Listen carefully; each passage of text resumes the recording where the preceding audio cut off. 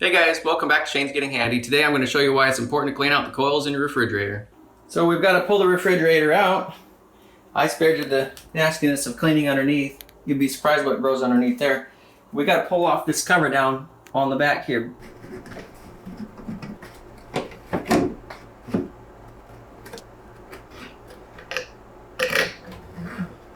Okay, so these coils, once we get the back cover off, that's what we're after right there. I cleaned these probably, I doubt more than 2 years ago I cleaned these out, and they're already getting pretty gross, but not near as bad as they might have been. But this can really interfere with the ability for your refrigerator to do its job. Don't tell my wife I'm using her good vacuum.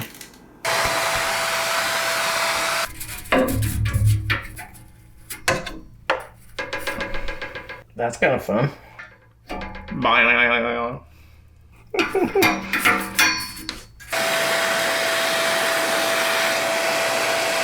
Well, that's the idea.